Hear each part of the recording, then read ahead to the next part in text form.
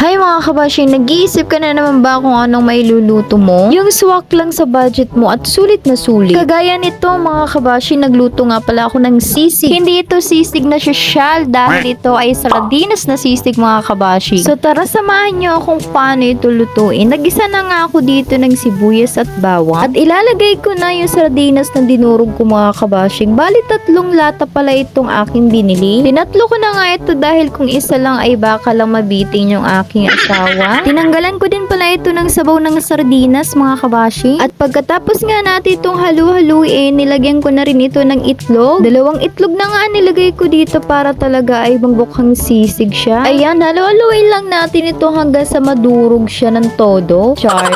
Siyempre hanggang sa maluto yung itlog. Pwede din pala natin ito dagdagan ng mantika kung medyo tuyo na. Ayan, alam niyo ba mga kabashing, sa halagang 123 pesos lang na nabili ko lahat-lahat ng sangkap nito ay makakagawa ka na ng sisig. Budget meal talaga ito at swak na swak sa pagbabudget mo ng ulam sa isang araw. Pwede pa nga itong umabot hanggang mamayang gabing ulam naming mag-asawa. Yung ganitong ulam nga ay para sa mga hindi maarte, char, at para sa mga nagtitipid at hirap pag-isip ng uulamin. Naaalala ko nga nung bata pa ako sa probinsya, isang sardinas lang yung aming ulam at lagi lang namin ng kalamansi at sili ay solve na. Kahit hanggang ngayon din naman ay ginagawa pa rin namin na ganun yung aming ulam, naming mag-asawa. At parang maiba naman yung menu natin sa sardinas kaya ginawa ko itong sisig. Ayan, kung mapapansin nyo nga ay naluto na yung itlog at medyo tuyo na ito. At para makumpleto ang pagkasisig nito ay lalagyan ko ito ng chicharon baboy. O diba, sa halagang 10 pesos nitong chicharon baboy ay meron ka ng panghalo sa sisig. At hindi mo na nga kailangan prituhin dahil ang crispy na nito. At kahit papano, lasa pa naman yung baboy. Niyurog ko nga lang ito ng maliliit at paghalu-haluin lang natin. Huwag lang natin masyado lutuin yung chicharon dahil mas masarap pa rin ito pag crispy. Ayan, pagkatapos lang ng mga ilang minuto, hindi kumpleto ito at hindi natin ito tinatawag na sisig kung hindi ito umaanghang. 2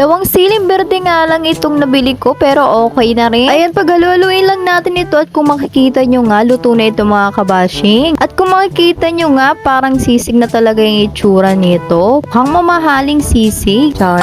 At para hindi nga ito masyadong malangsa, ay lalagyan ko rin ito ng kalamansi. At syempre, panghuli, lalagyan ko na ito ng mayonnaise. Kung mapapansin nyo nga mga kabashing, hindi na ako naglagay ng asin at paminta. Dahil may timpla na yung sardinas. Pero depende pa rin sa inyo mga kabashing kung lalagyan nyo ito, hindi na. So ayan mga kabashing, ready to serve na ito. Kaya ikaw kung naghahanap ka ng budget meal at tipid na ulam, ay isave mo na ito sa list mo. At kung nagustuhan mo ang video na ito, pwede mong i-share at pa-follow na rin ang page na to para updated ka sa mga kaganapan sa aking buhay. Char.